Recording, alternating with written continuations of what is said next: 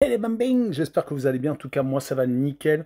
On se retrouve aujourd'hui pour 12 rencontres d'Europa League avec les matchs qui vont se dérouler donc le 14 août. Ces 12 rencontres sont les suivantes: Coups contre Riga FS, Midtjylland contre Fredrikstad, Wolfsberger contre le POK Salonique, Noah contre Redims Lincoln, Brandbergen contre Aken, Breidablik contre Zrinski, également Shakhtar Donetsk contre le Panathinaikos Athènes, Utrecht contre le Servette de Genève, également Drita contre le Steaua Bucarest, Maccabi Tel Aviv contre Amrun, enfin Braga contre Cluj et le Legia Varsovie contre la EK Larnaca. Voilà, n'hésitez pas à venir nous rejoindre sur le site VIP et les réseaux sociaux, tout est à l'écran et en description. N'hésitez surtout pas à mettre vos pronostics, vos petits positifs ou négatifs, votre petit pouce et rejoignez-nous, on vous attend les bras ouverts. On attaque avec Coups, une équipe de Finlande contre le Riga FS, une équipe de Lettonie. Belle opération avec la victoire au match aller en Lettonie. Ils ont en plus combiné ça aux 2 victoires consécutives en championnat, ce qui leur permet de rester au contact du premier, l'Inter Turku. Du côté par contre des Lettons, ils ont été sortis en tour préliminaire de la Champions League par Malmö et ils sont actuellement en train de reprendre le même chemin. Ils devront faire aussi bien qu'en championnat où ils sont actuellement seconds et restent quand même sur 8 victoires consécutives.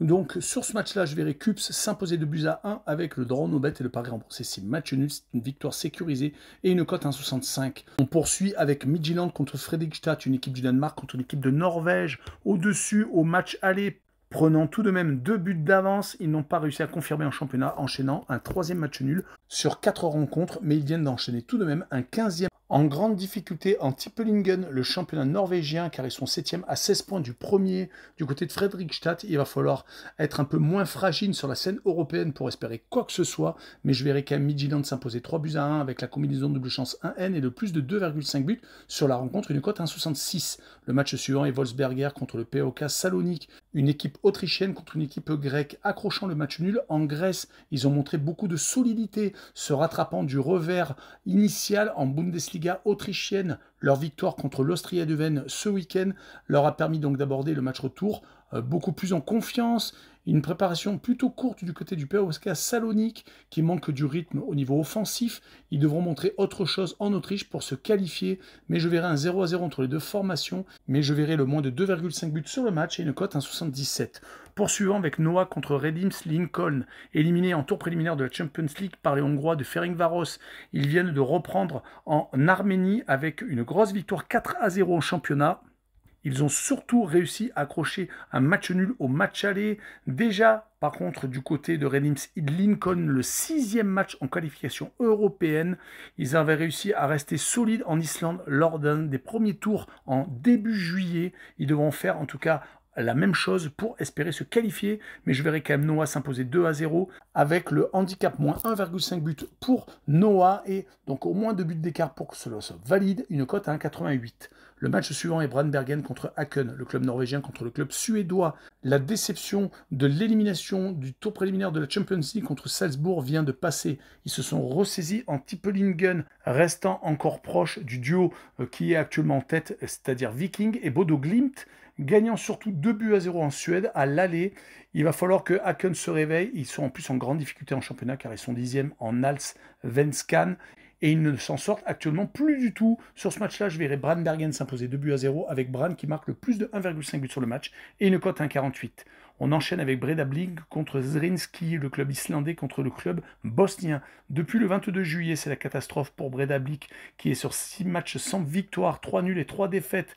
Même s'il reste encore en vie après ce match nul en Bosnie, ils devront enfin gagner. Mais du côté de Zrinski, ce n'est pas mieux. 3 matchs sans victoire, 2 matchs nuls surtout conséquents consécutivement. Et sur ce match-là, je verrai encore un match nul, un but partout avec le home no bet et le match nul remboursé 6 victoires de Breidablik qui est pour moi légèrement favori et une cote à 1,86. On enchaîne avec le Shakhtar Donetsk contre Panathinaikos Athènes, une très belle affiche entre le club ukrainien et le club grec. Gros match défensif en Grèce au match aller, faisant 0-0, ce qui contraste totalement avec le 3 buts partout du week-end contre Lviv, faisant donc une mauvaise opération car ils sont actuellement en train d'enchaîner quelques mauvaises performances, mais ils sont quand même invaincus Je dis mauvaise performance car c'est des matchs nuls et ça fait donc perdre à chaque fois 2 points. Ils sont actuellement donc, comme je vous l'ai dit, sur 17 matchs consécutifs sans défaite depuis mi-avril. Le Panathinaikos de son côté doit absolument réagir après des matchs amicaux très intéressants. Ils n'ont malheureusement gagné aucun de leurs 3 derniers matchs éliminatoires. Contre les Glasgow Rangers en Ligue des Champions, ils ont malheureusement été sortis, puis contre le Shakhtar Donetsk. Donc, sur ce match-là, je verrai le club ukrainien s'imposer 2-0 et je verrai la combinaison double chance 1N et le plus de 1,5 but sur le match et une cote à 1,52. On continue avec Utrecht contre le Servette de Genève, le club des Pays-Bas contre le club suisse en pleine forme. 4 victoires consécutives. Utrecht est actuellement avec un pied et demi en barrage C3. Ils viennent de battre en plus Héraclès lors de l'ouverture de l'Eredivisie 4-0. Le Servette de son côté, totalement l'inverse, quasiment à l'arrêt, ayant stoppé l'hémorragie ce week-end avec un match nul à domicile contre les Grasshoppers de Zurich. Rappelons qu'ils avaient réussi à s'imposer 1-0 lors de la manche aller contre le Victoria Pilsen en tour préliminaire de la Champions League, mais depuis, donc c'est fini. 14 buts encaissés lors des 5 dernières rencontres, donc 4 défaites et un nul. Sur ce match-là, je verrai Utrecht s'imposer 3-1 avec le club néerlandais et un handicap -1, donc avec pile un but, c'est remboursé avec 2 buts d'écart, c'est gagnant, une cote à 1,85. Le match suivant est Drita contre le STEA Bucarest, le club du Kosovo contre le club bosnien. Battu sur le fil en Roumanie à l'aller, Drita veut absolument retourner la situation, même s'il reste sur 3 défaites consécutives après la sortie de route en tour préliminaire Champions League face à Copenhague, perdant d'ailleurs leurs 2 oppositions face au club danois. Le STEA de son côté est malheureusement en situation difficile. Une seule victoire sur les 6 derniers matchs, toutes compétitions confondues. Surtout 5 défaites qui font vraiment très mal et ils sont qu'avec 4 petits points en 5 rencontres de Liga roumaine. Sur ce match-là, je verrai pourquoi pas Drita gagner 1-0 avec la double chance 1N et une cote à 1,78. Il nous reste plus que 3 petites rencontres. D'abord, le Maccabi Tel Aviv contre Amrun, le club israélien contre le club maltais. Vainqueur à l'aller, ils se sont légèrement facilité la tâche pour un match au retour qui sera peut-être un peu plus facile. Mais attention, car Amrun a gagné qu'une seule fois sur les 6 dernières rencontres, perdant quand même à 5 reprises. Mais ils sont capables d'aller embêter une équipe qui va jouer sur terrain neutre. Le Maccabi Tel Aviv joue en Serbie, car à cause du conflit israélo-palestinien, il ne joue plus à la maison. Sur ce match-là, je verrai quand même le Maccabi s'imposer 2-1 avec la combinaison double chance 1N et le plus de 2,5 buts sur le match. On passe à l'avant-dernière rencontre, Braga contre le CFR Cluj, le club portugais contre le club roumain. Équipe toujours présente sur la scène européenne, mais aussi toujours derrière le trio. Les 3 monstres portugais, le Sporting, Benfica et le FC Porto. Braga n'a fait que de gagner depuis le 5 juillet, à part un match nul au Levski Sofia lors du match précédent.